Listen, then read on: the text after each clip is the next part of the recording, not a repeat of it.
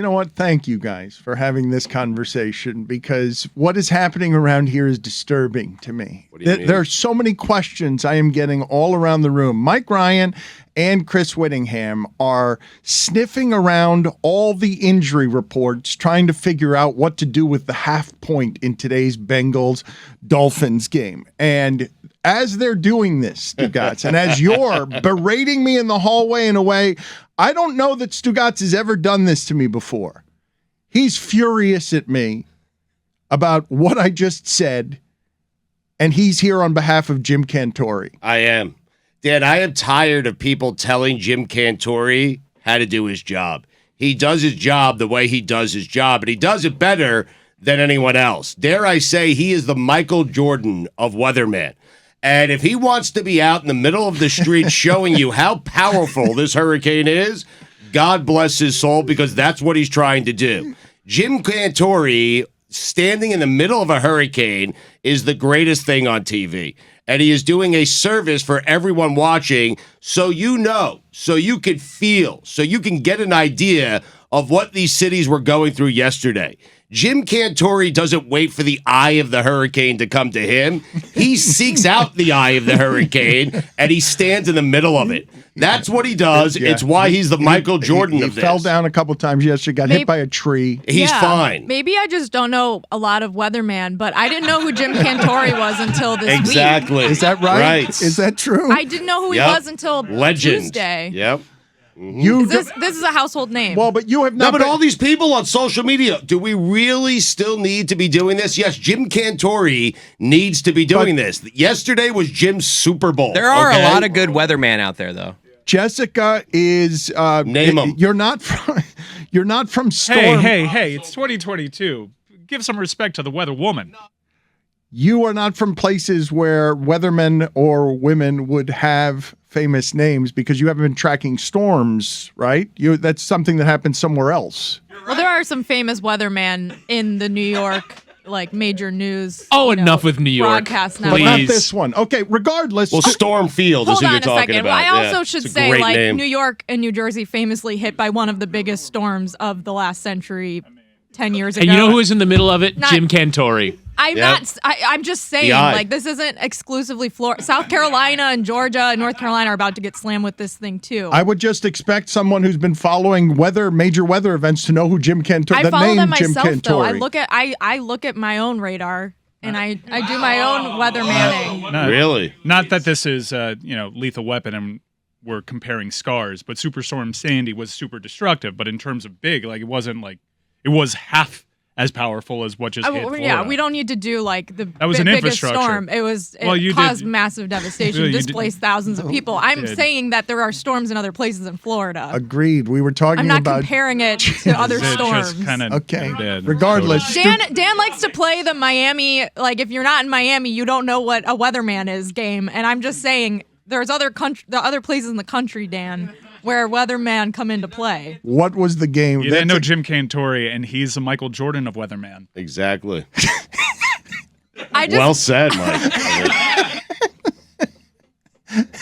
Is he on CNN? Is he a cable news guy? He's the weather. His channel is only called Weather. Yes, exactly. Wherever the eye is, that's where he is. Channel? Yes, it's the most trusted. He is the eye. Twitter.com. I find all my important weatherman information on Twitter, whether it's coming from Jim Cantore or some other person whose name I don't know, and their mic is wrapped in a condom. I listen to the experts, but I don't get it through cable, and that's all I'm saying. I didn't know who he was. I didn't know what channel he was on. I got my Chris Whittingham Twitter list. That was a little look at me, Louie, by John the way, Morales. from Witty. If anybody needs to follow the storm, Okay. here's my list it's of all the helpful. people. I love it every time he does list, that, man. Yeah. So cute. I hate to admit But so how would you like me to market my Twitter list then? You want me to just tweet it out? Don't. Hey, wait, what? Jace's top 10. I'm trying to provide a public service, which many thousands of people have taken me up on. It's you being like, I'm better at this than all of you. But he is. I know, but just shoving it in my face of look how organized I am. It's just, I get it. It's helpful, but also it can be helpful and annoying all at the same time, right?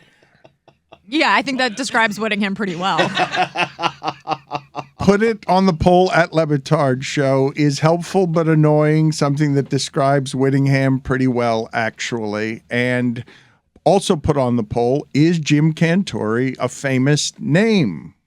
Put it on the poll. The Michael Jordan. The Michael Jordan of Weatherman. Thank you. Okay, that's fine. Now I said Put it. that Yep. on the poll. Yeah, just like that. Regardless, Stugotz was yelling at me for simply worrying for the day that I will have to see a televised Jim Cantore killed, which is what I think most people are saying. Like, these storms keep getting bigger. It seems like they keep getting more dangerous. You keep going to the eye. Yesterday, you got hit by a tree. And one day going to be watching, and Jim Cantore is swept out to sea. No, he would have been chopped in half if he stayed broadcasting from the position because a street sign, an aluminum street sign, came flying by. Those things are heavy and sharp. It would have impaled the man. So he actually, after that, thanked to his producers for getting him out of there. He did say it's the first time I have to go inside. I can't do this anymore. And he was frustrated by it. Right, He didn't want to go inside. I felt bad. He was stood in a parking garage, and I Yes. felt bad for him because you Right. can tell he wanted to be in the action. He was very disappointed. He was still kind of being whipped around in the parking garage, but it probably didn't feel the same. Are you saying he quit yesterday? Are you saying that he wanted to get back out there? He didn't quit, Dan. No, but it sounds like I didn't see what you guys are describing. It sounded He was like brought inside. It sounds like he wanted to keep going, but he was pulled from the game. And then grateful because it might have saved his life. There was a lot of debris, not just that street sign. There was a lot of debris that went through that. And one of the new augmentations that Weather Channel has done to their coverage is thankfully they've given their reporters these baseball helmets because the debris is literally barreling at you at 160 miles per hour. You cannot see it coming. And that's what the producer was protecting Jim Cantore from, and he was grateful. They probably should wear like football helmets with like a face mask as well, because like if it hits you in the head or hits you in the face, it's hitting you. But I agree with Stugotz rather vigorously because you see a lot of people on Twitter having a go at the Weather Channel for putting Jim Cantore out there. He wants to be out there. Yes. Like I don't think that they had a meeting in the Weather Channel where they go, "Hey guys, you're gonna stand outside and we're gonna put you in harm's way." Like, I don't think that was a producer's recommendation. This is like the same argument for putting Tua back in the game on Sunday. He wants to be out here. He He's does. having so much fun. For his teammates. For the American public. For the viewer, yes, to give you an idea. It's not about Jim. It's not look at me, Louie. It's for you. It's so you. Well, there's a little look at me, Louie. But for Jim, what he's doing there is he is giving you in New York, in Idaho, in California, in Texas, this is what it feels like to be in the eye of this hurricane. And he's great at it. He really is. There's no disputing that. I'm not disputing that. What I'm asking you about liabilities and televised death, which is what's happening when people are complaining, hey, get him out of there. This thing is getting more and more dangerous. And one day somebody's going to get electrocuted on television because there are people dying all over the place now because of the dangers involved with reporting from there. I think it was Andrew Marchand, the sports media critic, who said this is the dumbest thing on television. And Stugotz is arguing it's the Classic New York bias. greatest thing on television. And I think it's a man doing his job and doing it very, very well. Weatherman. At the highest, yes, a weatherman. I skew closer, I think, to Stugotz than Marchand. I want Cantore to have his freedom. I think I'm going to regret these words, though, if one day I'm watching and he does get, hit by a stop sign and I'm watching, like I've just watched somebody be seriously harmed. But it's the way Cantore would want to go, to be honest with you. If he went out doing what he loved. Yeah, exactly right. His Super Bowl. Going out doing what you love. How many people could say that? Not many. Greg Cody might have on last Friday. Yes. Listening to a clip of himself. And this while Friday, at an empty possibly. Fronton. Possibly tomorrow as well. It better not be empty, guys. It is the biggest Cesta Cyclones match of their brief history. Reigning champions. It's a rematch of the championship game. It's on ESPN Plus. And one of the I know we mentioned it earlier this month, but for those big Friday night games, the winner gets money given to their charity. So on the line is a donation to Ron McGill's endowment on Friday. We're going up against our rival Wall Warriors, and this is a big one. It's the equivalent of like Chiefs-Bills or Dolphins-Bills, if you will. Like it's like as good of a regular season match as you can get. Miami has not been supporting this We'll team. be out there. If you want to take a picture with Mike, Please talk to me. All right. Mike, I thought you said if they come out, you'd be nice. I know. All right. I mean it this time. If you come out to the Magic City Fronton Friday, 7 o'clock for the Cyclones game, I'll take a picture with you. That's tomorrow night. Stugotz, right now, because I was going to start this segment, and then I really was alarmed at how vigorously you defended Jim Cantore, and you badgered me into having your position. Right. That he's out there doing what he loves. And Welcome. I do Yes. just worry for him, though, and I worry for the day where I'm going to have to watch something awful. My favorite weatherman.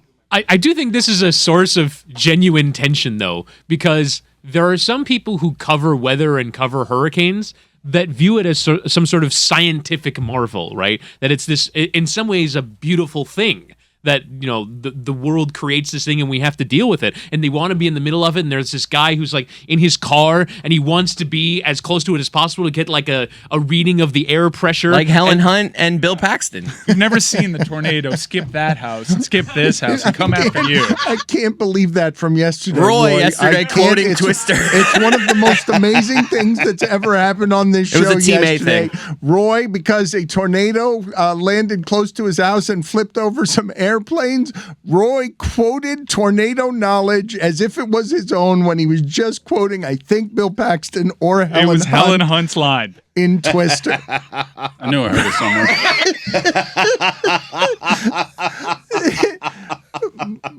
Before, though, you guys got launched into Cantore, what I couldn't believe, Stugotz, had happened. It's been a long time since I felt this feeling around here. I walked into the studio, and Chris Whittingham and Mike Ryan were really just dissecting injuries going into tonight's matchup and arguing about whether the half point because tonight's a confusing game, right? It is, yes. And they all are. Every one of them in that league is, and now Mike and everyone around here is doing the DraftKings, the fantasy stuff, and everything else. And Mike really does believe that the more information he has, the better he will be at betting, as Stugotz crushes everything, doing it with his gut, looking at no numbers, just swaggering in and knowing what he knows. And In our Pick'em League, I believe we're sitting at the same number of points, pretty Yep. high up on the table, We and are. he's just going by gut, and I'm pouring over data. I'm devoting hours to this. well, here it is. I don't know what you guys have overturned. It's made me sad and titillated to watch you care this way about a Thursday night matchup, believing that you know something secret in the injury reports that's going to get you a half point of value. As I just looked up at my television, and it happened. It happened. It was Ninkovich. It was Damian Woody. Bart Scott was up there. It was Greenberg. All of them picked the Bengals. All of them. Wow. This is where you are, Dolphin fans. Everybody up there, pick the Bengals. But Bengals they to win should be tonight. plenty used to everybody picking the team that they're playing over the course of the last 20 years. That's nothing new. It's not shocking that guys. It's not an insult that they're picking the favorite on a short week. There's nothing. If you lose this game, it's not hugely insulting to your ego or your season. I think most people like the Bengals tonight for a lot of different reasons. They don't buy into Tua yet. They're not certain if he's healthy. They're not certain if Waddle's healthy. They just played Buffalo. It's 4 days rest, and Cincinnati needs a win. I've heard So- Chris just said football's good to football, and Dan said football's good to football. I don't even think that this is football. It's the AFC champion. They ran the entire But it's just quarterback. footballing is that team's better than 1-2. Dolphins probably a little worse than 3-0. So it's just like Got it. things are back to normal a little bit more if the Bengals win. When I was brawling, because like the straight up discussion's different than what they were doing. Straight up, I think it's a lot easier than the spread. Spread's a little tricky. It's at a tricky number. And Witty and I got into it a little bit over the injury report because when trying to analyze a game, he's like, well, if you looked at the Dolphins injury report, there's so many guys over there. But his Dolphins fandom was showing. Me as an NFL guy, I was quick to point out, Bengals are very banged up too. You can name Waddle, Higgins. Yeah, like you can go Lyle Collins, Armstead. There's a guy for a guy across. Joe Mixon has been on one ankle all season long. Their tight end one is hurt in Hayden Hurst over there. There is a lot of injuries for He's been Cincinnati. playing on one ankle? Yeah. That's just One ankle. seems impressive. Yes. My It point. just goes foot, knee. My point was as we watched. I've got him hopping. Hey, Chris. You have to hop. You're You're welcome. right. Yeah. By the way, Dolphins fans. Steelers banged that team up in week 1. Yeah, You're yeah. welcome. Soften meat tenderizer. We are devoted around here as a sports media to covering the holy hell out of this sport. Will you tell me why? I'm sure this is being optimized in gambling circles, but will you guys explain to me why in some mainstream place I'm not getting somebody giving me super precise information as you can get in that private world about injuries in that sport, because it affects everything we're talking about in the analysis, and you're 3 weeks in and you're telling me that everybody already is broken. Well, I do think that the Cincinnati Bengals, if you look at their injury report, there are many more full participants than there are for the Dolphins, who had a lot of limited participation this week because they had the holy hell beaten out of them on Sunday. I do think that the Bengals are in slightly better shape, but I think that injuries probably don't figure enough in coverage because we have imprecise information from the teams. The teams are trying to lie. The teams are trying to obfuscate. They're not going to go out and say, hey, we're telling you this is how injured this person is in this body part, and they're reduced by this much. But I do think that we, in some ways, probably underrate the amount that injuries play a role in the outcomes of games. I actually think there should be way more injury coverage, because I wonder if you looked at over the course of time, either against the spread or straight up, if you just compare number of players questionable out versus the other team, how often you could accurately predict the outcome on the basis of that. That doesn't seem very much fun. That doesn't seem much time, man. Well, it's like geez. decades of coverage for the sport has always Thinking been so like, much, why are you giving excuses? Because it's such a tough sport soaked in machismo that to explain like why this is happening. You see it with the University of Miami and their wide receivers, like they're having trouble moving the ball because they have key injuries. Still shouldn't lose at Middle Tennessee State, but that's besides the point. The analysis is always because this is a Glad we problem. finally got there. No, I would say that I think the one problem with the NFL and their proclivity to always go to former players, guys that have repute, guys who themselves have toughed it out to reach the top of their sport, it's always soaked in injuries is not an excuse because of how that's been fortified through generations of playing football. It just doesn't make sense to me, and I can't help but laugh at the idea of. I understand the nobility in Ronnie Lott cutting off a piece of his finger to continue playing. It's why they know themselves to be more gladiator than the rest of us, because they can domineer and tough that unbelievably tough world. But if any of us had to endure those pain thresholds at work, it would not be a human or humane thing like that. No, but it's also the job. They obviously know what they're getting into, and we're drawn to the sport in a large part because of the physicality, because of understanding that we could never do that. We could never get into the collisions just at the line of scrimmage that they do. Well, let me ask you this question as the analysis from last week, right? Because when you talk about these two teams in a big Thursday night game, we're really talking about a couple of bounces here and there from both of them being 2-1 and it being a big game. Or, the Bengals have been a disappointing 1-2 because they haven't been able to protect the quarterback. The Dolphins are going in, and nobody listening to this, I think, has any idea of how to do the math on what will their defense look like if Higgins is healthy and the Bengals offense looks like tough wide receivers. What did that game do to the Dolphins? As I've spent the last 2 days watching Bills fans and Dolphin fans argue, Stugotz, about us asking Stephon Diggs about the heat. Stephon Diggs saying climate change. Well, we said it on his behalf that it's the hottest game he's ever had to play, right. And he was really tired. And it's somehow diminishing the Dolphins to suggest, Stephon Diggs, we sort of baited him into it, to suggest that any reason for the Bills losing might have been the heat.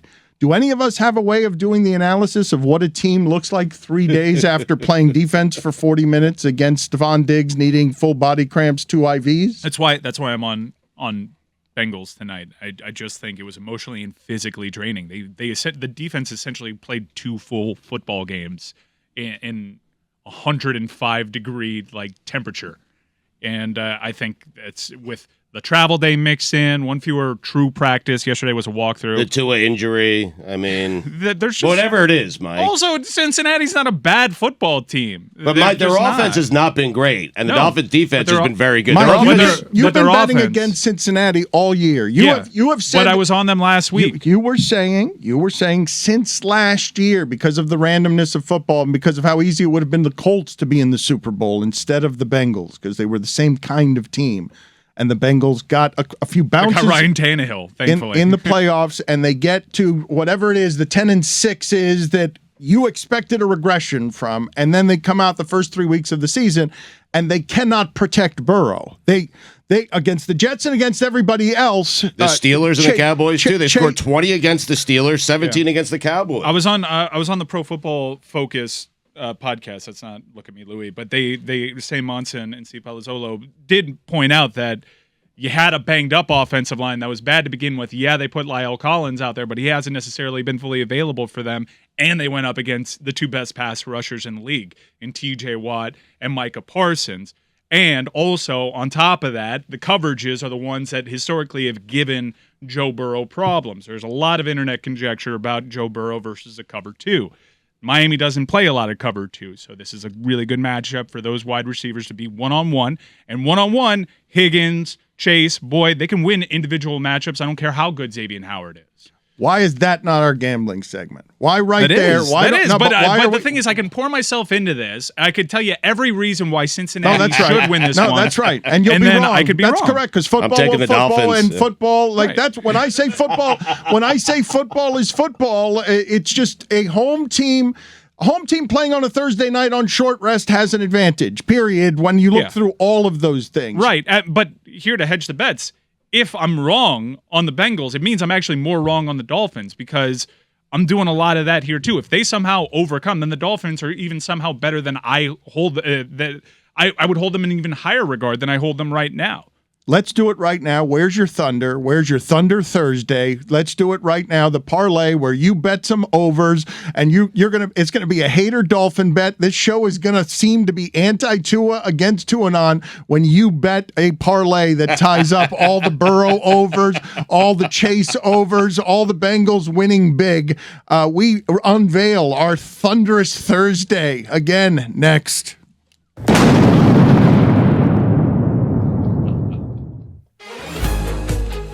Mike Ryan just said, he said, Witty will be bringing the picks. I will be bringing the thunder. Ladies and gentlemen, Great it's imaging, a man. fireworks show of This Is How We Gamble Around Here. The LeBatard Show has been truly, truly dreadful at making terrible parlay picks. We've made it Winning Wednesday and given you losers. Tony bet serial favorites, giant favorites, and we lost. We came 1 inch away last week. 1 inch away game of inches. from bringing the Thunder on a Thursday. We had a 3-team parlay that just required a Kareem Hunt touchdown. He was given the ball on the goal line. Come on. Like 3 times. Steelers defense, though, Dano. Shut them up. Steel curtain. Witty, what They scored on the next play. are the picks? Stugotz, this is the problem with this whole segment. It's that Stugotz is saying, and I'm watching him do it, he's making actively bets on the Dolphins from company computers. He's betting the Dolphins. He keeps telling me out loud, I'm betting the Dolphins. I'm betting against everyone in the room. Dark. I believe in him. I really do. And that hook is too tempting to pass up. I mean, I can see a 3-point game. That's all I'm Betting, saying. betting is legal now, lads. You can make bets from company computers. It's okay. Oh. Like, you don't have to do it under the table. Oh, in the And state, if- in the state of legal. Florida, Yeah. The state of Florida, Witty. I can't Yeah. place a DraftKings bet on their sports book. We don't have to talk about that. Okay, let's move on. Witty, thank you for just being a narc. Whoa. Who's the narc here? I mean, you started with a narc. You were the one. We Let's- begin. Let's stay on point with the Thunder and the Thursday. It is a Thursday night football same game parlay. We begin with anytime touchdown scorer Jamar Chase, even odds plus 100 for a touchdown anytime. The first leg of our SGP. Hey, can you tell me, Stugotz, why you sent me a photograph the other day of Uncle Colin Cowherd in a jacket with a 4-team parlay that had 17-point favorite Ohio State on the money line, like a 4-team parlay with 2 giant favorites? I thought the joke you were making was the bet. I wasn't sure if it was the bet or the jacket. It was the jacket, Dan. Yeah, he's been bets getting speak for dragged. themselves. He's been getting dragged on the internet because his SGPs feature like money lines on teams that are favored by 37.5 points. He's crazy. Okay, but this is the problem. Mike, For years now, we've been mocking all of this by, I think, 4 out of 5 years or 3 out of 5 years. We beat Colin Cowherd straight up. He was talking to the Sharps. He was breaking down films with Greg Cosell. And he was bringing you the picks, and we beat him with Carrot Top. And the world's strongest man. I want to put our picks against his picks, our parlays against his. We're terrible. He's worse. I do not want to call more attention to our single game parlays. What's the second leg, Chris Whittingham? The second leg. We are anticipating the Bengals to have an offensive output, and so Joe Burrow passing touchdowns 2+ is -195. Chuck it in there, Mike. Oh my God! So he's just hurling the ball all over the place. Once again, helpful and annoying. So you have Chase with an anytime touchdown and Burrow throwing what? 2 or more touchdowns. That's a big game. All right, so you got a lot of scoring going on. And then leg 3 of the parlay. We're actually going to go to the Dolphins now. Turn our attention.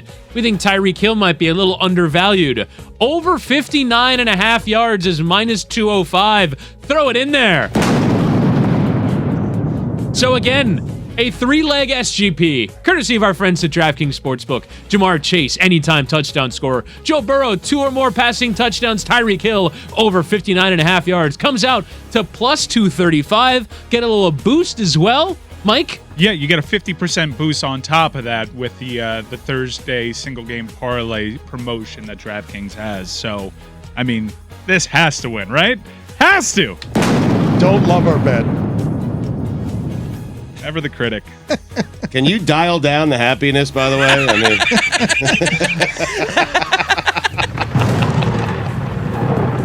thank you.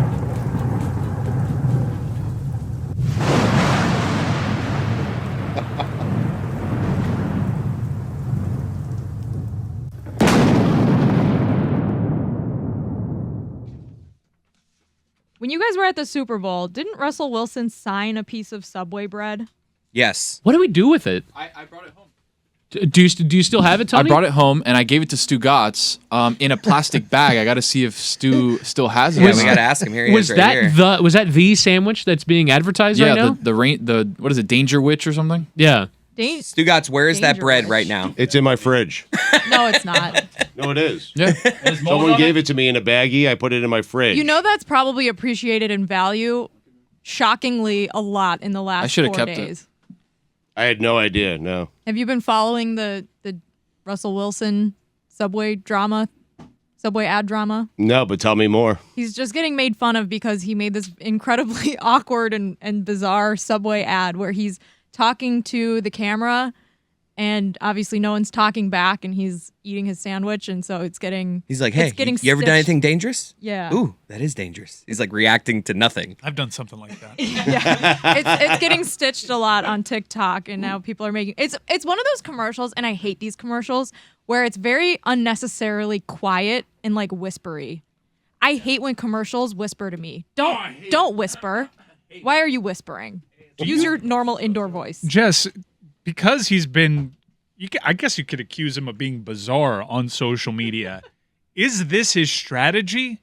And I've been duped by just thinking he's cheesy? No. Is he thinks going no, for this? he thinks he's cool. That Subway TikTok is so bizarre that I have to believe he was going for that. I have to. It's a really weird commercial, but we are all talking about it. So if that is the strategy, it's working. Well, let's examine Russell. Let's get back to my bread. How much is it worth? Russell, we'll get back to that in a second. I want a picture of that, by the way. No, Can you get a picture of that? I believe him. I think I saw him take it home. I saw Tony bring it. I thought it was weird. It was a piece of bread. And Stugotz will leave any amount of paraphernalia behind. Valuable things arrive here all the time. Stugotz doesn't take them. He took home that bag of bread. I did. I mean, listen, it's not every day then that you get an athlete, a Hall of Fame athlete like Russell Wilson to sign a piece of bread, and I have it. It is rare. I just assumed it would go up in value as time went by, forgetting about the mold, but it's in your freezer, is it not? There's a little note attached to it that says "Do not throw away, do not touch." So I'm in the hopeful. freezer though, not in the freezer, not the fridge. If it's the fridge, it's too long. That's molded already. I put it in the fridge. My wife asked me about it. I said it might be valuable one day. I have no idea what she did with it after that. Hopefully, it's in the freezer. All We'll right, see. I'm going to text her right now. I looked up the ingredients on a Dangerwich, and I don't think that he signed a Dangerwich because it's on Italian cheese and herb bread, and the sandwich that he autographed was very smooth, if I recall. Although probably not as much anymore because there's black mold growing. I think it was just the bread, though. I think we got rid of all the other stuff. You did, yes. Yeah. It was just the bread. It wasn't a whole sub. Right. It wasn't a sandwich. No, It was just a whole- Right, I'm not. It was white bread. I'm not saying Yes. you took home like the provolone on the plane with you. I'm just saying I don't know if it was the same sandwich because the bread was different. I'm gonna go back and listen to the interview to like figure out which sandwich from I was Subway he I was creepily promoting. eating behind him during it. but He's like, "Who is this guy?" But I recall that they made a whole show out of the fact that Russell Wilson had a pen or a Sharpie or something that was capable of signing on food. That it was a relatively easy experience for him to be able to sign that piece of bread. He was like, "Before I go, I'm going to sign this piece of bread for you." And stunningly, we kept it. I'm surprised that Stugotz still has this in his fridge, even if indeed he does. He doesn't.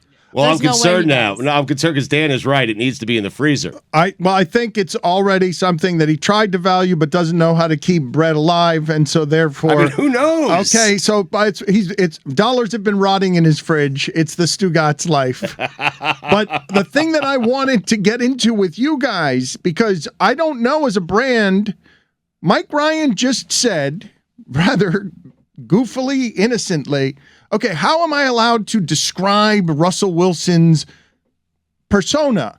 What he's trying to give to the people as a quarterback who, the quarterbacks have brand value. He just parlayed it into a business that's 7 years extension in Denver. His personality type is what?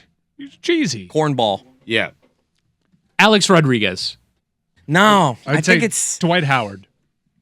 Ooh, the combination of the two of them. A little bit of A-Rod, a little bit Dwight Howard. Yeah. Starlets on the A-Rod side. Performative Cheesiness on the Dwight side. Performative insincerity to mask lameness. Right. Trying to project mass appeal, but nobody comes away from watching any of his stuff saying, "Well, that guy is cool." And you see who he's beefing with? It's the least intimidating beef in the history of beefs. Eli Manning. Oh, man. Yeah. Because Eli made a funny joke on the Manning cast about how, because they punted a lot early in the season, they should have given their punter $235 million. That's funny. that's a good joke. Funny. No, it is a good joke, but I saw that Eli Manning has come out and since walked it back. He's like, no, No. we like to have fun here. I was just joshing. on. Just joshing you, Jay. Come on. And then Russell went at like Chad Powers, I think was his name, and he was just like, "Yeah, Chad Powers, I'm 3-0 against him." He went scoreboard. It was as just such a retaliation. beef. I was just like, this is the saddest beef ever. Or it might be on the Danger Witch. And the beef on the Dangerwich, am I right? Yeah. We're trying to beat each other to the joke. And then they fist pumped. You guys were the Hurricane running backs running into each other in the backfield last week. It was, Waiting all my life for a deli meat pun.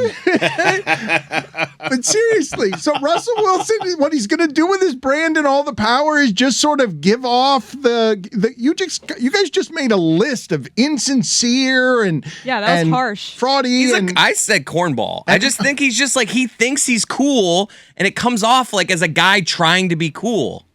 To me, maybe it is me. Oh, I he's don't trying know. too hard. He's just trying too Like hard. the Ah, fake you're hand, being like the mean. fake hand slaps. You it's don't just think like, you don't think he knows that he's a bit corny? I think he thinks he's cool. I think I'm one TikTok away from actually being in on Russell Wilson because of how bizarre this experience is. I just wish the offense was way better. Oh, now it'd be great if this was the lane he occupied because he was in on the joke, because it was Yes. performative. Because how funny would it be to be the guy who is doing art in public of, you think I'm uncool, I think this is cool, you think that's uncool, I'm the guy who played the joke on you. I don't care what you think.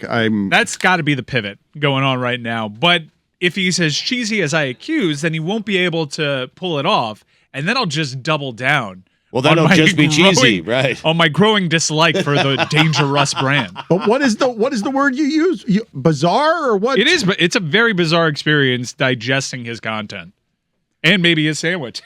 Hey. Waiting all your life, you get 2. I mean, There's no chance that sub has any more value, right? It's molded. Stugotz is not valued the thing that he took home. The market's at an all-time high right now. You got to find a way to Sell this week. Flip that witch.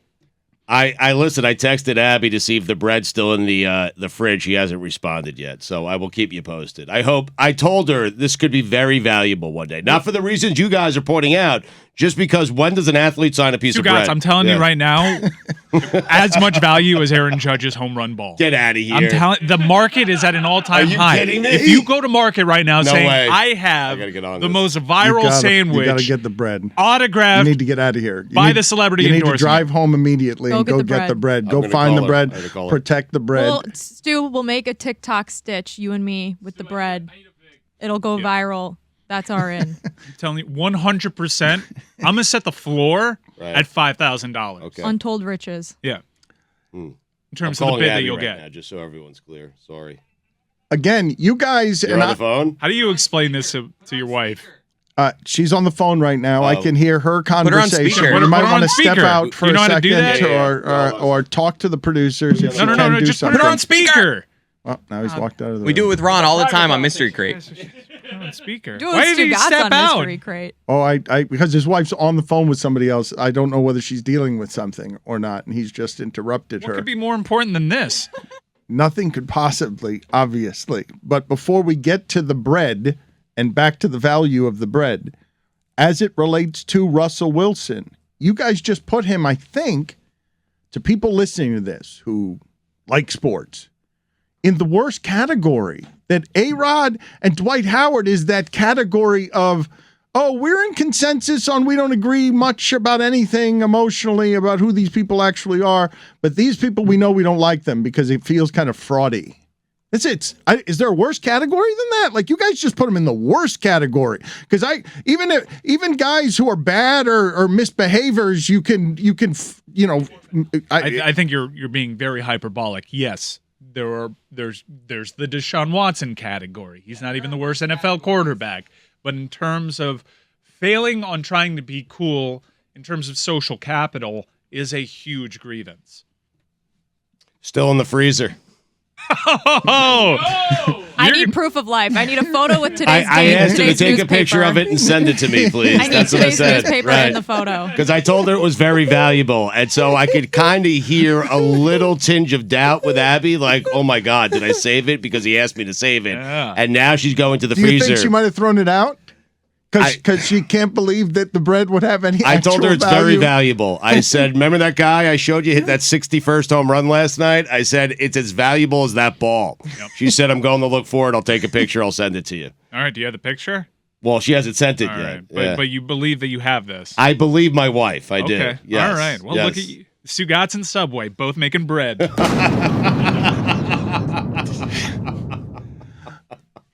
This piece of bread traveled all the way from Los Angeles to Miami. In a baggie. Back to mid-Florida, Central Florida. And Tony's got to get in a cut. bag. Tony's got to get a cut because he delivered Mike it. on, definitely getting a vig on this one. Stu, me, you, 50-50, huh? Okay, 90-10 my way. I don't know about that. Why would I give you a cut? You could have kept I was it. the one that brought it home. I know. I was I ready do to have throw a in the picture bin. of He was going to throw it away. No vision from this guy. I ripped it off. I took the tomato, the lettuce, all the bullshit that was on it. Right. I put it in a baggie myself. I airtight it. He did the work. Yeah, I He did the work. You brought it back for me, though. Is that what you're Well, saying? well, you asked me for it. I could have did. kept it. You could have. All right, 70-30. It's what I would have done. 70-30. Gave us the sound effect for airtight too. Yeah. Excellent job. Yeah. Wouldn't expect you to call salami and pepperoni garbage, Tony. No. I didn't say salami pepperoni. I said there's like mustard on it. There's I get tomato, it. lettuce, I get it. onions. Banana I gotta scoop peppers. that out. All right, I'll give you a piece. Thank you. You got it. of the actual sandwich. The boy's on fire. On fire. Doing a whole set on a sub. I mean, Can we examine the beef? Can we examine Stay in your lane. look who's getting in on the action. the Eli Manning, Russell Wilson beef? Let's examine it. Leave this lane provolone.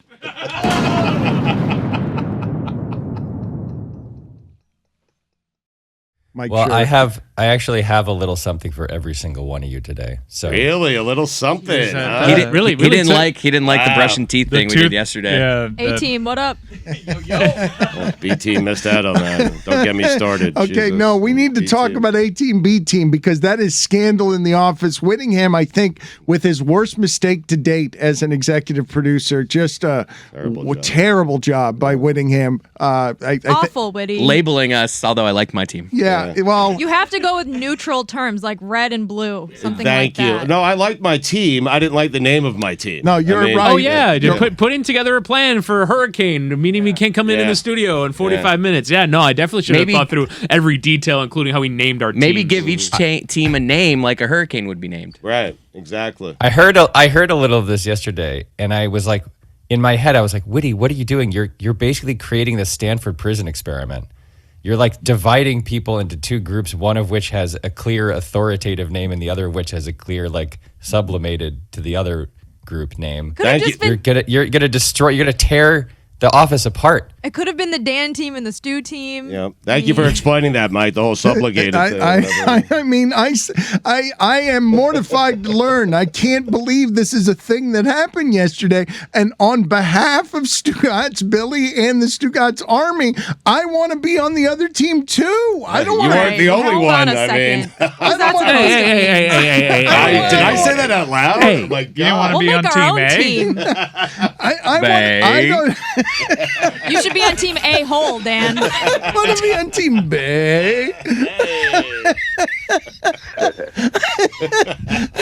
Let's do stat of the day. Let's do stat of the day.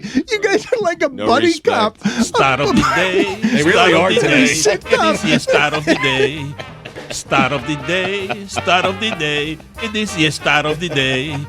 Start of the day. Start of the day. It is the start of the day. Start of the day. Start of the day. It is the start of the day.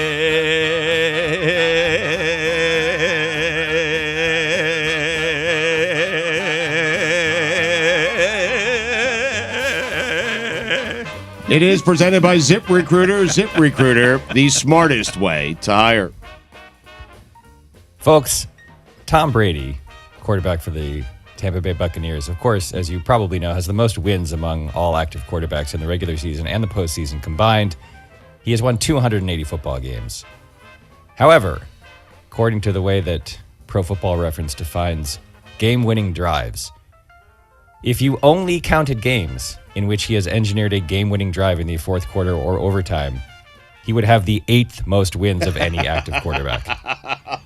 He has 54 game-winning drives in the regular season, 14 game-winning drives in the playoffs. Aaron Rodgers has 11 total wins in the playoffs. Brady has 14 game-winning drives in the playoffs. Compiler.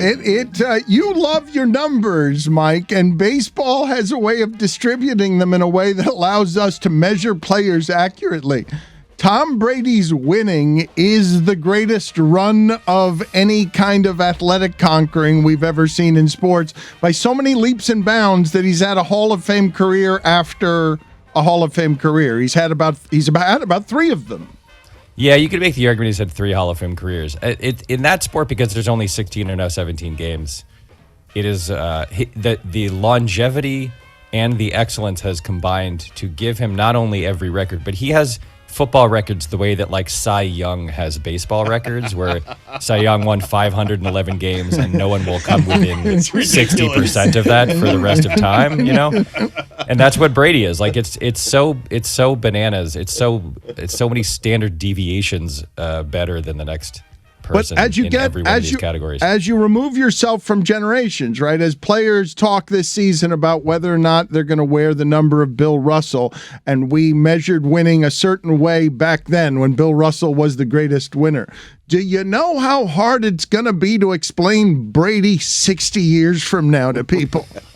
Yeah, well, that's the other thing, by the way, about Brady is that so many of those baseball records are like pre-integration, so it shouldn't really count, or it includes World War II years where, you know, Hank Greenberg and Ted Williams were fighting in France and Germany and or the Pacific Theater. And so Brady's winning is in the modern era of football with all of the advantages of modern football and everything else. And so even like his numbers shouldn't be better. The only thing you can say, I guess, is that the rule changes allowed offense to be more efficient or whatever. But like his numbers shouldn't be that much better than the guys who played in the old days. And yet they not only are, they're so much better, they'll never be topped. He'll still be playing 60 years from now. Yeah, good point. Yeah. Hey, I have something I need to get off my chest. Go ahead. If you don't mind. Little something? Well, I got a little something. All right. I got a little something for the crew. Yesterday, Jessica Smetana took to TikTok, an app that I neither use nor understand, to call me unprofessional and to demand that I be fired from my job as the unpaid stats intern. And I am here to say, I agree 100%. And here's the thing. Why is she the only one who has my back on this? Where are the rest of you, my so-called friends? Why aren't you calling me? They're on the B team, Mike. You're doing our work. Yeah, I mean. you are all on the B team of my friendship. And you need to be rallying around the concept of disliking me and wanting me to be fired. And so I have a little something for you. I'm going to help get you started. Are you ready? Here we go. Hey, Mike, I looked up that Ohio State-Miami national championship thing you were talking about from 2003. It was totally pass interference. Miami deserved to lose. How do you feel about that? You upset about me? You should getting upset? Hey, Billy, you watch too much reality TV. You're wasting your life and Tua is overrated. Hey, Chris Cody. What's up? The Cesta Cyclones are a third-rate operation, and Tua is overrated. How do you feel about me now? Hey, Juju. I'm not going to say anything bad about you. You wield too much power on the internet. I'm not saying anything bad about Juju. Hey, Jessica. The Bears suck. Clemson sucks. Dabo sucks. Formula One's boring. I can't say anything bad about Notre Dame because my wife went there. The Steelers suck. All 15 of your other teams suck. Hey, Roy. Panthers. Oh, no. The Florida Panthers will never beat the Lightning. You know why? They're not good enough on the forecheck. You know what else? You know what else? I don't know what forechecking is because hockey's boring. Hey, Whittingham. Oh, good shout. A shed load. Bona fides. Enough with the highfalutin language, okay? Indeed, good sir, more of your conversation would infect my brain. That is an insult from Shakespeare's Coriolanus, Act 2, Scene 1. Whoa. Hey, Tony. Everyone makes money by fading your NFL picks every week. How's that feel? Also, I've been waiting to say this for like 2 months. Mike, I wanted to fire you 3 months ago. What's happening here? I've been waiting to say this for so long. Your car did not get attacked by a samurai sword. That is the dumbest thing I've ever heard. Hey, Stugotz, guess what? What? I used to go to Grateful Dead shows too, and then I graduated from college. Also, Tua is overrated. And finally, Dan LeBatard, guess what? Yeah. Oh, no. You don't care enough about sports teams to even find an angle on you to insult. Why are you even doing a sports podcast? You don't like sports. You should be doing a podcast about dogs or veganism or Watergate or something. Fire me. Fire me, all of you. No. Fire me. No. Gate made of water? Or? We will see you tomorrow. Thank you. God damn it. We enjoy all of our time with you. And what I love just from sports last night is Mike Schur is now framing himself as a publicly decent person, a modern day philosopher who writes best-selling books about how you should behave morally in a complicated time. And yet he's watching Aaron Judge yesterday, and he is delighting that New York was denied the moment of being able to have their pinstripe Roger Maris was the greatest. New York is always the greatest moment in New York. They had to do it in Canada, and he spit acid at his television laughing at the Yankees because they couldn't have their moment at home. The only thing better than him having to hit number 61 in Toronto is if the guy who had dropped the home run ball had been in a Yankee uniform. That was the only way that could have gone better for me. But otherwise, it was perfect. Who's the home run leader? Why are we celebrating this retroactively? As it's the thing is strange to me to see people now strip down Barry Bonds yet again through the steroid Not just stuff. people. Roger Maris Jr. is saying no. 61's the number. That's what he's saying. Yeah, I mean, guys, well, what are we doing? You don't want to go down this road. The home run, the all-time record for home runs in a season is 73. Then 70, and then 66 or whatever. Sosa, McGuire, those the game never cared about PEDs or cheating. They actively encouraged it, in fact, or tacitly encouraged it because they liked the way that it was helping drive attendance and driving ratings. You can't play this game. You cannot go backwards and start stripping away records, because then you have to go look at a lot of people that you don't want to look at, people that the game reveres and holds in very high esteem, all of whom also cheated and did a bunch of stuff that they shouldn't have done. So I understand the frustration if you're Roger Maris Jr. and the thing that your family has is 61 home runs. I get it. You can't play that game. Joe Posnanski, with whom I do the podcast here on Meadowlark Media, my actual job that I actually get paid for, he wrote a very good piece about this, which you can read at his Substack, about this very situation, which is like, you cannot say that those guys don't have legitimate numbers without going backwards in time and investigating a lot of other numbers that can't be investigated but probably should have been, because the game never really cared. The game cared about one thing. They had one rule.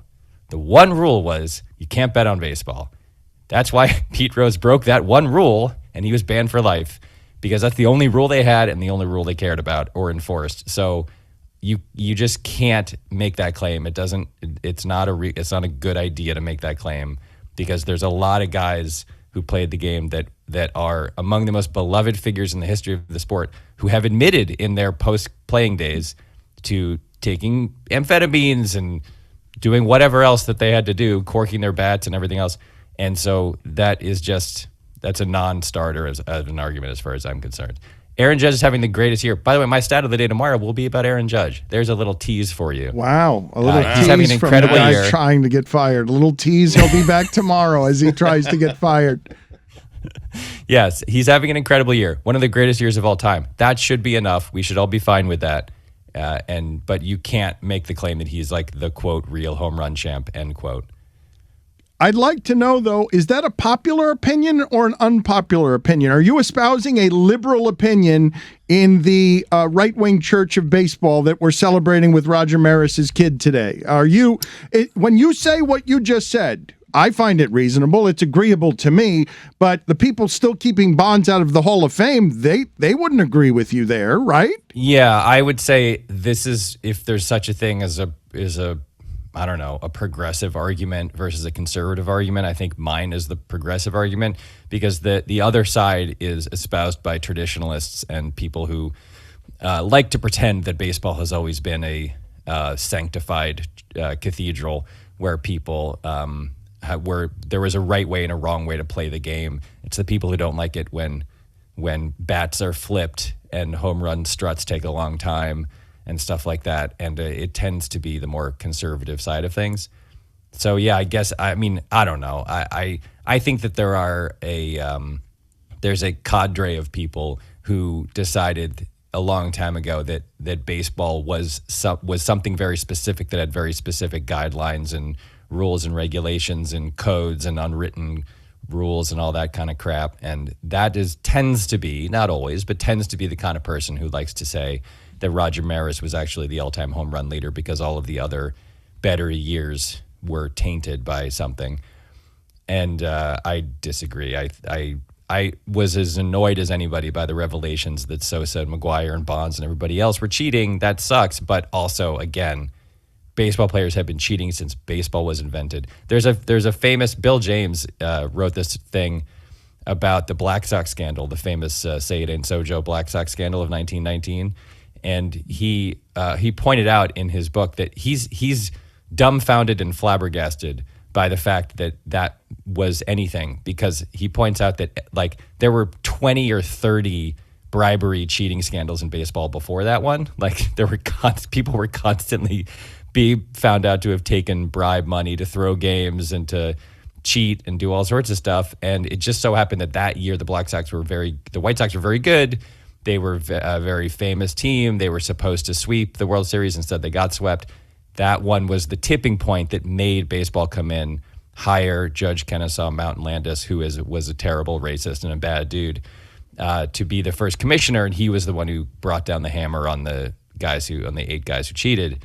But it was hardly the first time that a World Series had been thrown, that games had been thrown, that gamblers and the mob had been involved in baseball.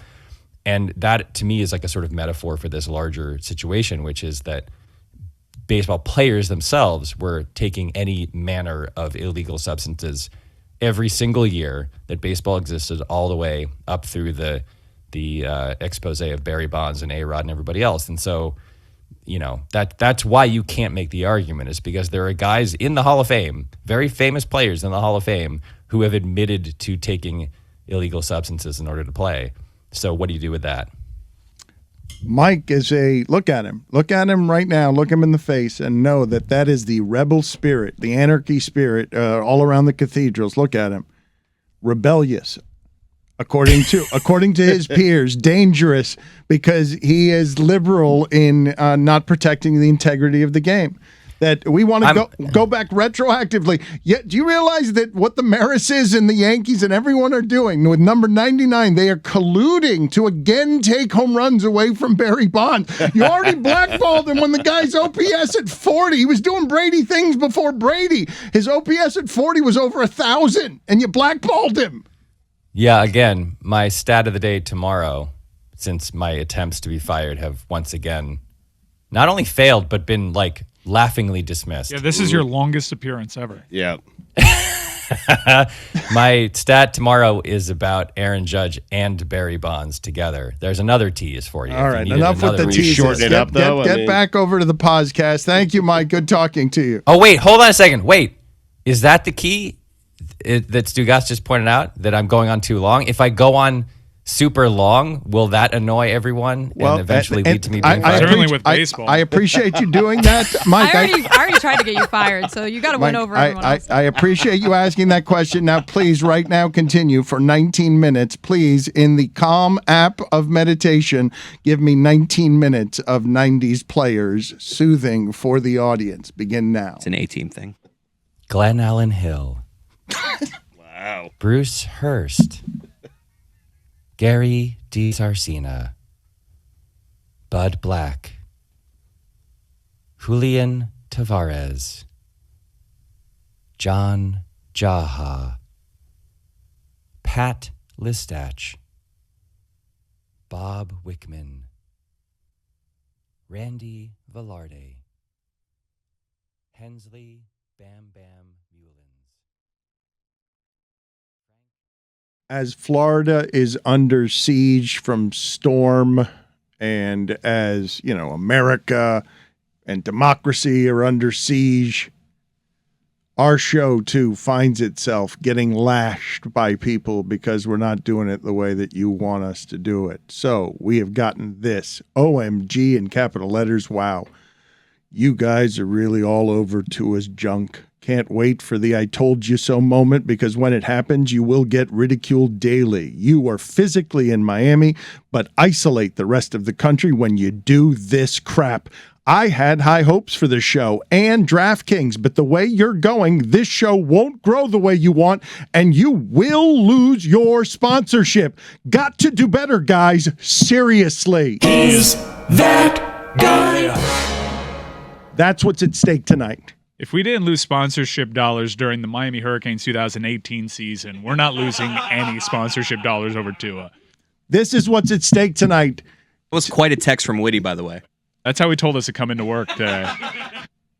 And then he said we're all on the D team. Yeah. Well, we've got this conflict. All right, Jessica, thank you. We need to get this out in the open in front of everybody, because it's...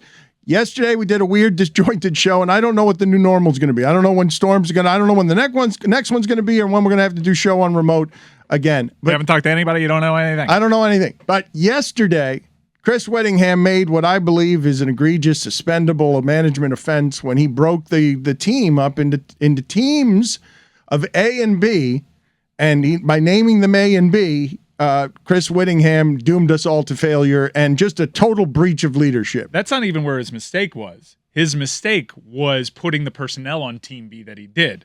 They would have been fine with being Team A, I think. Team A would have been fine being called Team B. Yes. Absolutely. That's debatable. Really? No, I totally No, yeah. I don't have think to that admit, there's when a I single person in this group When I that would saw have been that okay with email, him calling Team when I B. saw that email, I was like, this is Team gonna A. be- yeah, Nice. all right. Yeah, I don't want to tell you how to do your job there, Witty, but Team A is problematic. First off, as the lone representative of Team B here, because Chris seems to be playing the fence and doesn't want to get on either team. Playing both sides. Right? He's playing both sides. Team Zebra, as Witty called us for some reason. Wait a minute. Who's Team Zebra? Was it you and Me, Stugotz, and Billy.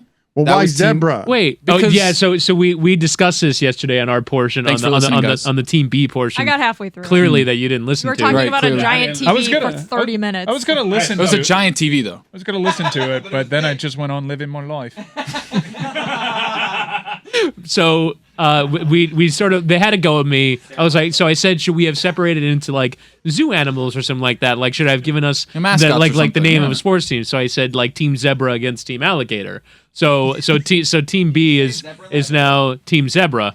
That's just how you Can say I stop zebra? you right there? What? It's zebra. You know it's zebra. Why are you saying zebra? Why are you cosplaying a Whittingham, 55-year-old Whittingham, Englishman? Whittingham, it is Just it like is stop it, troublesome. man. No, he's doubling down I on can it. understand with soccer Look, terms, but in no. everyday, you're Colombian. This dog. is what happens Relax. This is what happens when an ego runs amok on the drunken personality of I was doing so well as fancy lad. Now he thinks he's better than everybody. And he's Team A. He leads Team A. He climbs quickly through the ranks here at Meadowlark Media. And now I assigned myself Team to A. Team B. It's to Team Zebra. It's inexcusable. You've been calling zebras every year of your life except for very recently for no reason. Here's a hot take. Can we track Witty and his phony Anglophileness to the downfall of the current English government and the United Kingdom? Because their currency very, very bad right now.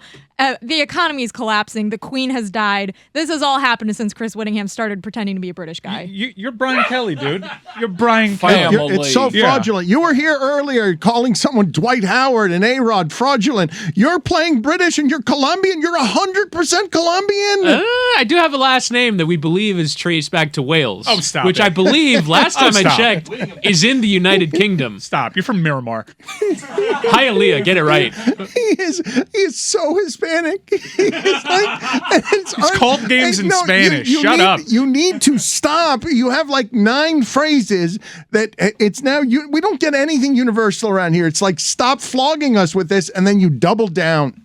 You double down on every turn. I have to keep reinventing the character. More- I have to, more I have to British. keep adding more to it. Yeah, but your method. I could just say good shout, but I've said good shout a number of times now. Again, so then I get the soccer terminology. I don't understand when we go to Zoo Miami. You're like, oh, look at those beautiful zebras. Like, who talks like that? okay. You're Madonna after dating Guy Ritchie. But Stop it. I'm fascinated by the differences in how we pronounce words. So I heard someone say zebra the other day. I didn't know that over there they said zebra, and so I wanted to say zebra. I've been waiting to unveil, instead of saying goosebumps, you know what they call them? Goose pimples. I'm going to say one time there's going to be a goosebumps moment. Stugotz going to say it. I'm going to say goose pimples, and it's going to be fun. We need an intervention. Goddamn Damon You're Day-Lewis over coming here. with me to the Westchester Flanagan Yeah. stat. Mike, I'll meet you Yeah, there. come on. Make sure Sex Machine's there. I'll meet you there too.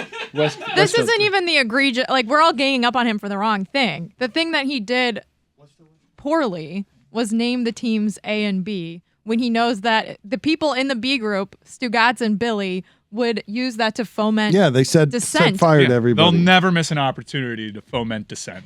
They are the Michael Jordan of Weatherman when it comes to doing that. It was a leadership breach. I don't know what the penalty should be, but I don't even think you can defend it, right? You should just publicly apologize to everybody in the company because it was very divisive and nobody sides with you. Do you have any allies here? I want to know how you decided the teams. Well, if you listened to the Team B portion of yesterday's program, you would have known that I I tried listened to to the find Team A portion. I tried to find good balance between the groups. Dan, the leader of one, Stu, the leader of the other, and figure out kind of the right personalities to put with both.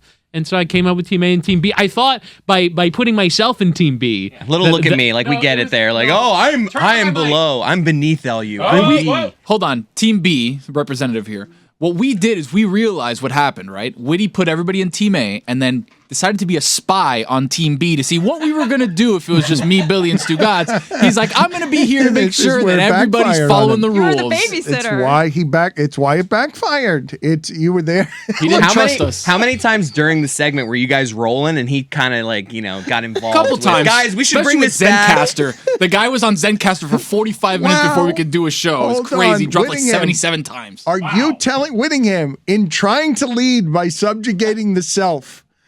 He called it Zedcaster. in trying to lead. Like a real arse. When Witty folds his arms, like I think Witty's livid right now. This is as livid as you'll see Witty. He's sitting back from the mic with his arms I'm just folded. defeated. I'm defeated. I've got nothing to say. I made an error yesterday. In separating the teams, I'll defend that decision. But in branding, I absolutely made an error. No, but it's not just the branding error. It's also what Tony is saying, which is as soon as you got there, they sensed the general distrust of, oh, here's Team A's leader coming over to make sure we're doing the job right over here on Team He's a team co-op. B. Mad co-op vibes. It is such a breach in leadership. But here, Whittingham, it brings me to something that I wanted to get to because it's so much easier to look like a leader when everybody is winning. What are you guys laughing about back there? I did say to the group that I did put myself on TV in part to provide adult supervision in the proceedings.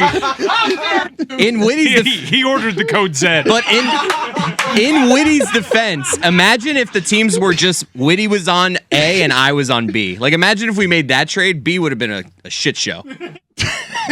So he did a good job. He just shouldn't have named them A and B. No, he did not do a good job in any way. He failed, and I don't know how to punish him sufficiently.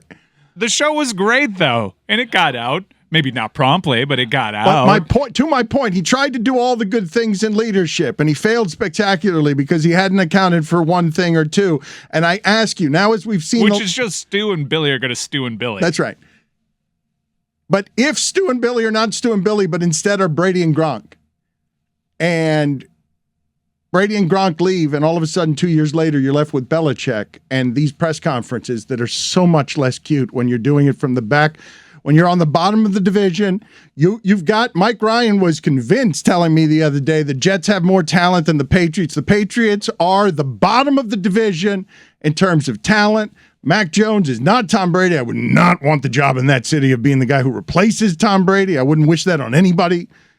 And now what you get in these press conferences is Bill Belichick, not quite champion, genius, leader guy, but he's just not wanting to answer the questions, and it's a special kind of torture. Mike, you tell me this isn't a mental health check to be in that room, press room with Belichick after 25 years wearing the same sweatshirt and giving you nothing in the press conferences, grinding his way through, I will say nothing. He's being asked what? If Mac Jones will play on Sunday because they need Mac Jones to be out there because they can't be a terrible offense unless they have Mac Jones also? I mean, his longer-term prognosis is probably what's in play here because it was reported he has a high ankle sprain. He'll miss at least a couple weeks, so they're probably just trying to nail down a timetable for just exactly how long he'll be out. Saw Mac a little while ago. Definitely getting better. Probably won't practice today, but made a lot of progress here in the last, 48 hours. So keep plugging away and take that day by day, see how it goes. Just take it day by day. We're not really doing anything differently. Day by day, Phil. Day by day. That's the plan. Day by day. Day by day is getting better. See how it goes. Day by day. Does he have a high ankle sprain? Day by day. What do I look like? A doctor? An orthopedic surgeon? I don't know. Talk to the medical experts. What do the medical experts on staff say? Day by day. We'll evaluate him. What difference does it make to me? Do you think I'm going to read the MRI? That's not my job. So. But it's theirs, and they talk to you about it, right? Yeah, it's day by day. It's getting better day by day. 11 and a half day by days. Seriously, was he singing Godspell? I love that the press corps just doesn't care that they know they're intentionally trying to needle him. It's like, what? Am I going to lose interview access to Bill Belichick? That which I don't have already? Oh no, he's generally so forthcoming with me. It's so depressing, though. It's funny on occasion, sparingly, when you're grinding your way through a 16-game season and they're 14-2. And that is the height of happiness for them. This is as charming as you ever hear Bill Belichick. Imagine what it is now to work for that as the kingdom crumbles to the bottom of the division as soon as Brady and Gronk leave. Day by day. It crumbles that way very quickly. Day by day. I wanted to ask you guys something. There were two movie-related things that I thought everybody in the room would be interested in. One was Deadpool 3 coming out with the reveal that Hugh Jackman and Wolverine is going to be involved. And Tom Hanks, I don't know where he would rank among wherever it is history's great movie stars reside, but he says he's only made 4 pretty good movies. He says he's only made 4 pretty good movies, and he wouldn't say which were the pretty good movies, but I think if any of you listening to this before you go through the catalog would probably say to yourself, well, wait a minute, I would say that he's made more than 4 pretty good movies, but nobody knows what the 4 are that he thinks, or what the other ones are that he thinks aren't any good. Well, there's general consensus on films like Saving Private Ryan, Philadelphia. Yeah, Philadelphia, yeah. Big. Castaway, I think in terms of his individual performance was fantastic. Catch Me If You Can, for sure. As the years have gone by, Forrest Gump has become polarizing, but that was at the time. Sleepless in Seattle. No, but I mean, Forrest Gump is not a bad movie. I like Forrest Gump. It's just it was an overpraised movie probably at the time when you look at its movie competition. Well, it's fairly ridiculous. Yes, exactly. Right. But I happen to really enjoy Forrest Gump. It's not a bad. It's still a great movie. It's just compared to Pulp Fiction, it's probably not quite a piece of cinema. Yeah. Would you do me the Toy favor? Story 3? Do me the favor of whether it's Big or Splash when we go through his entire catalog. I don't know how many people have more movies that identify across generations, and Forrest Gump, at the time, Forrest Gump was viewed as a wonderful creative endeavor that he acted well in, that was a charming story. But for some reason, over the last 20 years, it feels like, and I've not gone back and revisited it, I'm pretty stunned to hear anyone say that that wouldn't be in his top 4 of pretty good movies, given how it was received at the time, unless there was all sorts of stuff in there that doesn't hold up well. Wasn't he praised for Sully, too, and Captain Phillips? Also, what do we do with A League of Their Own here? That's considered an amazing... Is this faux humility? Because he's done a lot of good movies. He's done some stinkers, too. Yeah. The Da Vinci Code. There is nobody who hasn't, though, right? There's not there is not a person. DiCaprio, is there a person? Is there you can't say that of Streep, of anybody. You could say that about pretty much every person in Hollywood. Like they all. I don't know. Not every film is going to be the best film ever. DiCaprio's kind of bangers only lately. He's been in bad films. Yeah, Shutter Island. Well, but I'm talking about people whose choices are so discerning. No, don't be a Shutter Island guy. Come on.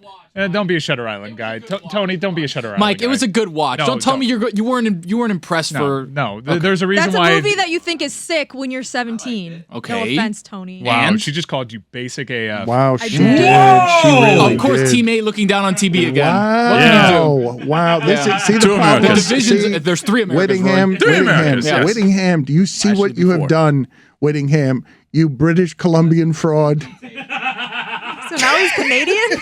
Why are you laughing at that harder than anybody? We should suspend him for a fortnight. Day by day. He doth protest.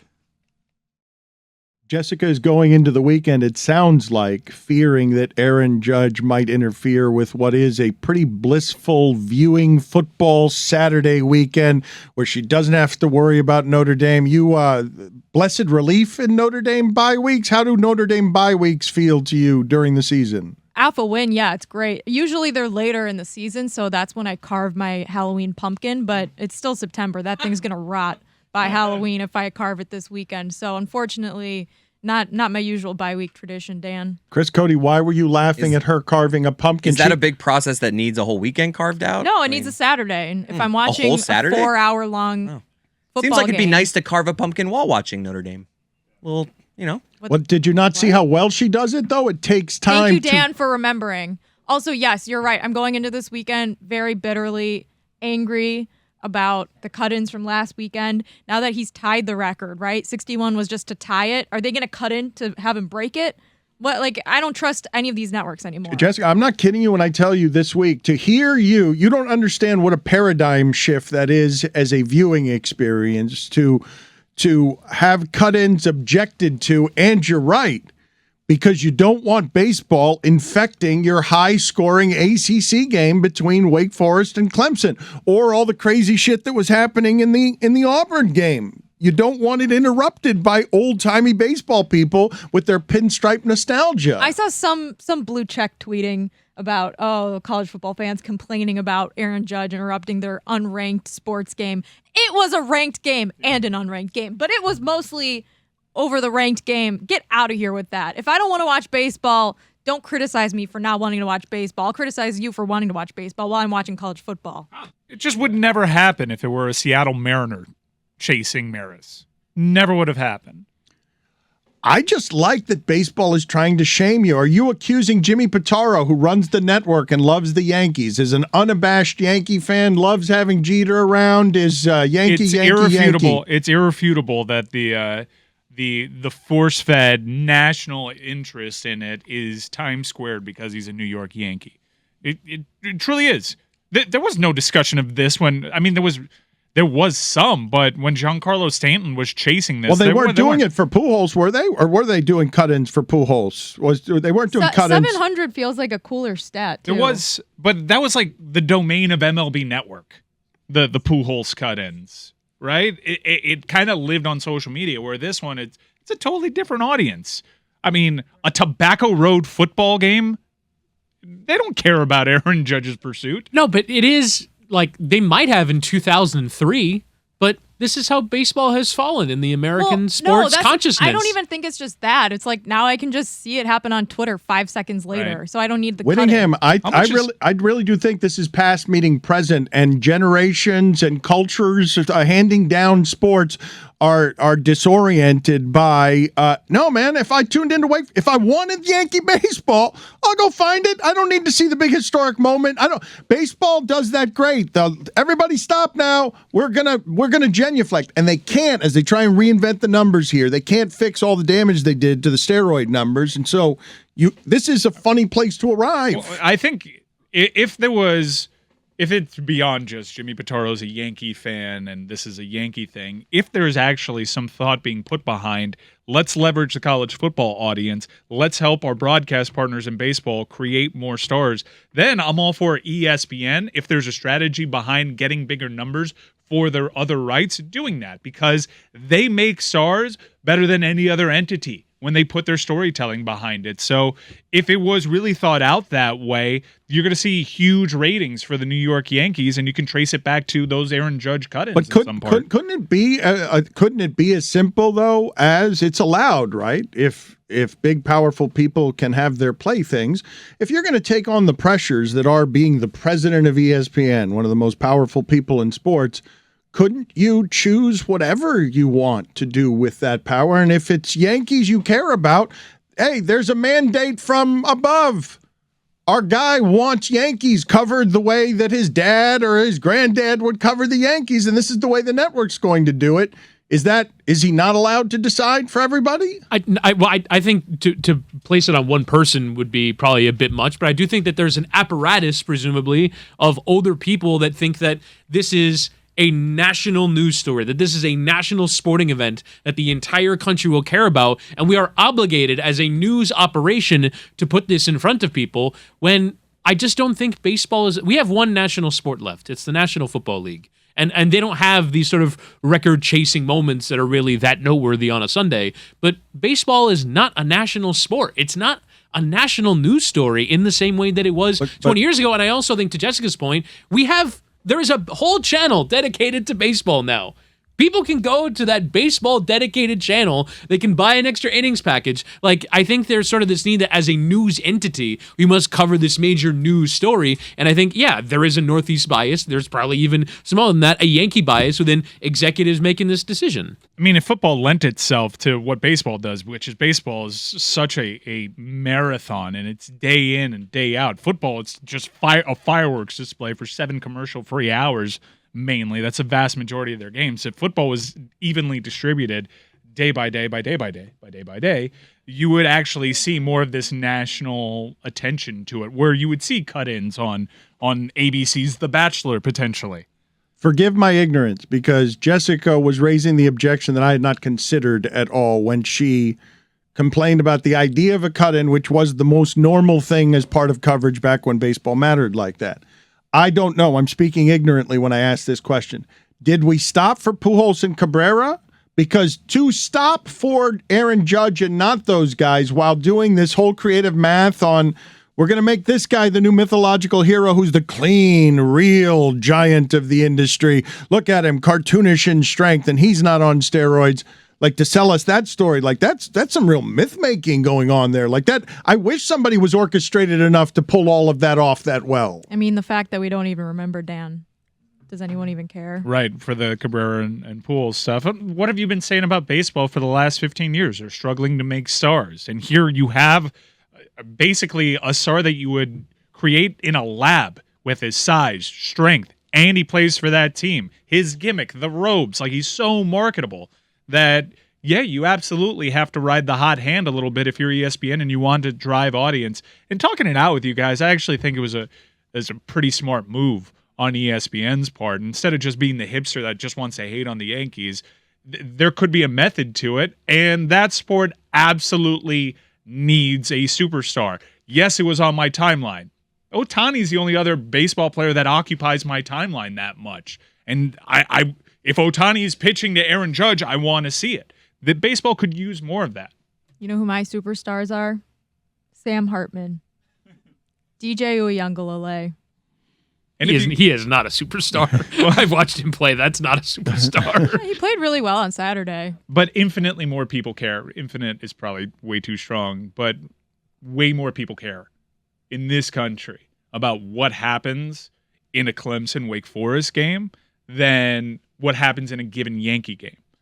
I don't even know if that's true, but I do think more people care about what happens in a ratings. Clemson-Wake Forest game that they have tuned in to watch than the Yankees game that they've decided they don't want to watch. I think college football is a bigger sport than right. But I don't know like specifically that game though. If that's how far the brand has fallen, I'd be surprised. But I'm not sure I can dispute what you're saying, and I'm not sure I can even object to if you want to make a star in baseball, make it a giant guy who plays for that team, and go ahead, baseball. Try to be more interesting than a shootout between Clemson and Wake. Clemson and Wake in minor league football. That's where we are with baseball. Minor league football that's sort of professional, but on Clemson, we're not talking about the greatest quarterback play, but here we go. It's Wake Forest and Clemson, and they're going to the 40s in overtime. I don't want my nostalgic pinstripe moment. I mean, hit 51 home runs. Maybe we'll talk, all right? Are they going to keep cutting in? She's asking a legitimate question. I mean, if it's just tying Maris. Well, if that was what's perceived as the new school record, then every at-bat is potentially the new watermark. They right? only have a few games left, right? There aren't that many games left. With no real playoff implications, right? And first pitch on Saturday for the Yankees at 1:35, so there will be an early noon / after 3:30 kickoff where maybe an Aaron Judge at bat is going to interrupt things again. The strategy has worked more than his actual pursuit because we've talked about the coverage of the pursuit more than the actual pursuit on this show. The value of the home run ball from last night, Stugotz headed home early because his wife he's afraid she threw it away.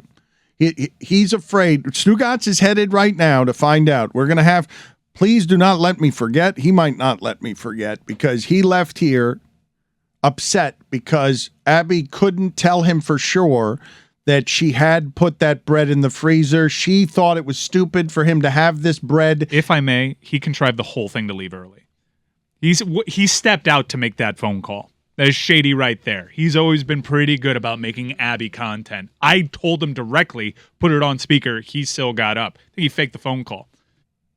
And if I may, let me watch goddamn Kentucky and Mississippi State play in peace this weekend. Baseball. I thought it was Aggies, Mississippi State. Mississippi. Kentucky. Ole Miss. A little bit of an attendance controversy in Ole Miss. It was the bandstands. It was the empty bandstands. It's too hot. Too hot, yeah. Everyone showed up after kickoff. They were in the parking lot.